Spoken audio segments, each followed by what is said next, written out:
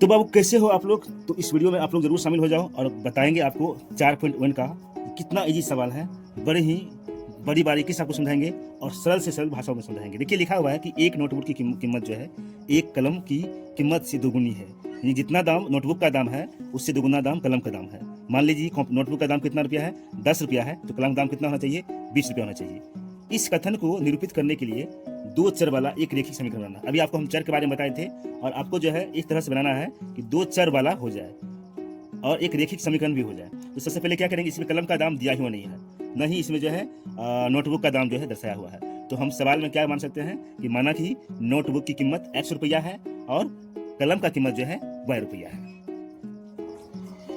तो इसमें लिखे हैं कि माना कि नोटबुक की कीमत जो है x रुपया है और कलम का जो कीमत है वो हो गया है आपका y रुपया हो गया है। अब इसे हम लिख सकते हैं कि प्रश्नानुसार के हिसाब से, प्रश्न के हिसाब से, प्रश्नानुसार। अब ये हमें दर्शाएंगे कि नोटबुक का कीमत जो है वो क्या है, कलम का कीमत जो है नोटबुक से ज्यादा है। तो यहां पर लिखेंगे कि कलम का कीमत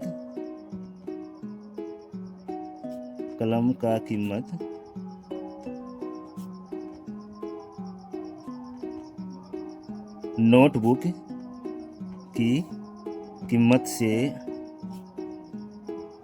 से दुगुना है।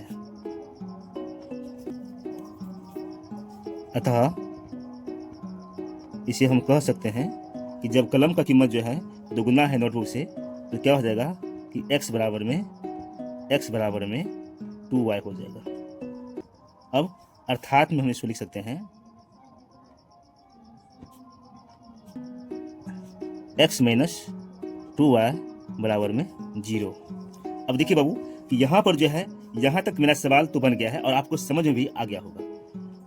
अब इसको हमें दर्शाना है क्योंकि सवाल मांगा गया था कि आपका जो है ये चर दो चर वाला एक रेखिक समीकरण होना चाहिए। तो x किसका हो गया है? कलम का कीमत हो गया है, नोटबुक का कीमत हो गया है, और ये y जो हो गया है ये हो गया कलम का, यानी कि दोगुना है तो इसलिए 2y लिखा गया है। अब इसको हम लिख सकते हैं कि जब बराबर के दूसरी साइड अगर ले जाएंगे तो ये क्या हो जाएगा? माइनस का हो जाएगा, क्योंकि ये फिलहाल में प्लस का है और बराबर के हम दूसरे छोर में से ले जाएंगे तो ये बनेगा माइनस का। तो इसीलिए x माइनस 2y बराबर में हम 0 रख सकते हैं। तो इसे कह सकते हैं कि ये है दो चरों वाला एक रेखिक समीकरण है। तो यहां पर हम लिख सकते हैं अतः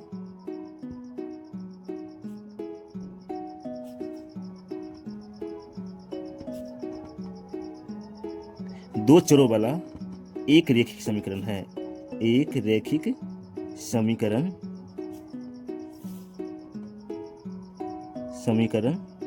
है। तो इस तरह से सवाल नंबर 1 जो है पूरा क्लियर हो गया है। बाकी इस सवाल में अगर आपको कहीं डाउट अगर रह गया हो जरूर हमसे जो है कमेंट के माध्यम से पूछ सकते हैं।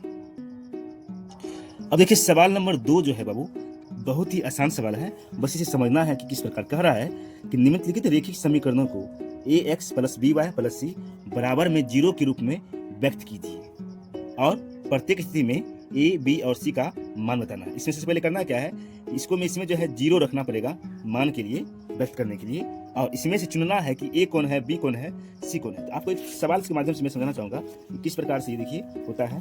फिर आपको जो है हम ले चलेंगे अपने नोटबुक पर ले चलेंगे ताकि वहाँ से भी आप आसानी समझ सकते हैं। जैसे मान लीजिए सवाल नंबर 1 लिखा हुआ है कि 2x में प्लस 3y दिया हुआ है, ठीक, और बराबर में दिया है कि 9.35 पर ये रुड़की दिया हुआ है।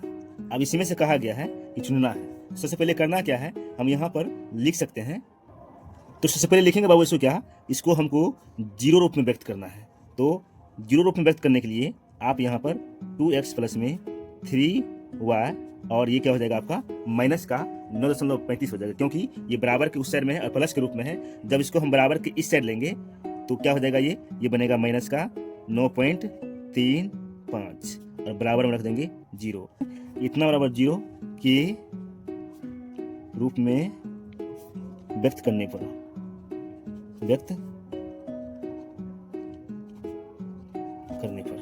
ठीक। तो a बराबर क्या हो जाएगा आपका, देखिए a हो गया, b हो गया, c हो गया। तो a बराबर हो जाएगा आपका 2 कोमा में, b बराबर हो जाएगा आपका 3 और c बराबर हो जाएगा आपका 9.35 5। तो यही है, हमको मान निकालना था और यही हो गया आपका उत्तर हो गया। अब सवाल नंबर 2 आता है कि x माइनस वाई बट्टा 5 माइनस में 10 है और इसे बराबर में 0 रखा गया है। तो हम यहाँ पर लिख सकते हैं कि x माइनस वाई बट्टे में 5 और घटाव में 10 बराबर में 0 के रूप में व्यक्त करने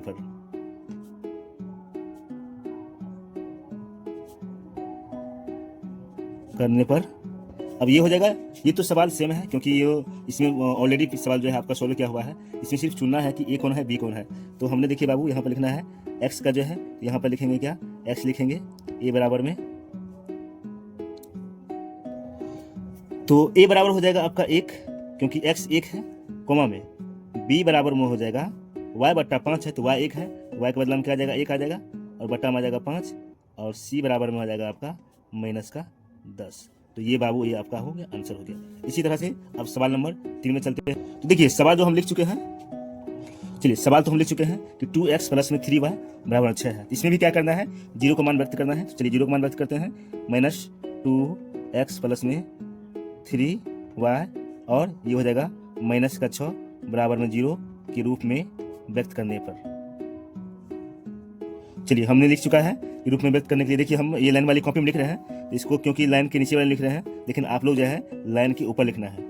चलिए तो अब इसको क्या करना है, इसका मान निकालना है। ए का मान कितना होगा, तो ए का मान हो जाएगा आपका माइनस का 2 और बी का मान हो जाएगा आपका 3 और सी का मान हो जाएगा आपका माइनस का 6। तो यही हो गया आपका, इसका ये आंसर है, ये मान निकल चुका। तो देखो बच्चों सवाल नंबर 4 है कि 1 का 4 x बराबर 3y दिया हुआ। तो x बराबर जो 3y दिया हुआ, तो इसको जो है दिए गए समीकरण के हिसाब से इसको हम निम्न प्रकार से दर्शा सकते हैं, क्योंकि ऑलरेडी पहले 0 के रूप में व्यक्त करने के लिए बोला गया है और ए बी सी का मान निकालना है। तब इसको हम कह सकते हैं, तब इसमें दिए गए समीकरण का तुलनात्मक समीकरण क्या हो जाएगा, इसमें यहाँ पर लिख सकते हैं। तो दिए गए तुलनात्मक समीकरण ए एक्स माइनस में बी वाई और प्लस में 0 करने पर हम पाते हैं। अब क्या पाते हैं, देखिए यहाँ पर जो है आप ए का बदला में जो है आप 1 लिख सकते हैं और बी के बदला में आपको 3 लिखना है और सी के बदला में जो है आपको 0 लिखना है।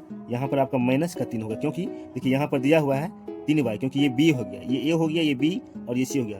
तो आपका a का मान x है तो 1x हो गया है, हमने 1 यहाँ दर्शा दिया है। और b का मान कितना दिया हुआ पहले से 3b यानी कि 3y दिया हुआ है और c का कितना दिया हुआ है 0। इस प्रकार से ये जो है आपका आंसर हो गया। इस सवाल नंबर 5 जो है 2 का 5, ये भी सवाल नंबर 4 का हिस्सा बनेगा। तो यहाँ पर देखिए कुछ चीज हम लिख के रख चुके थे ताकि जो है वीडियो लंबा ना बने। अब यहाँ पर हम लिख सकते हैं कि इसकी तुलना करने पर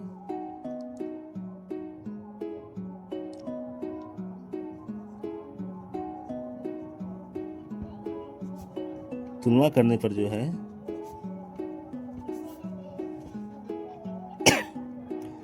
तुलना करने पर ax प्लस में by प्लस में 0 बराबर में 0 करने पर हम पाते हैं a बराबर में 2 और b बराबर में 5 और c बराबर में 0 पाते हैं। तो अब देखिए सवाल नंबर 7 में आता है कि y माइनस 2 बराबर में 0।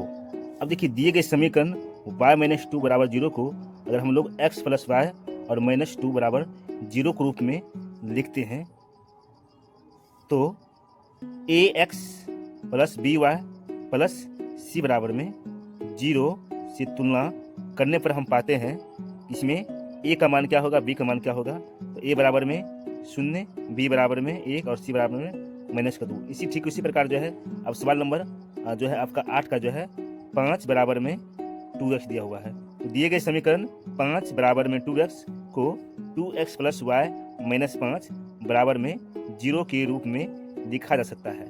तो इसकी ax plus by plus c बराबर में 0 से तुलना करने पर हम पाते हैं कि a बराबर में 2 हो जाएगा, बी बराबर में 0 और सी बराबर में 5। ये सवाल सब बहुत आसान है, बस थोड़ी सी आपको ध्यान देना है।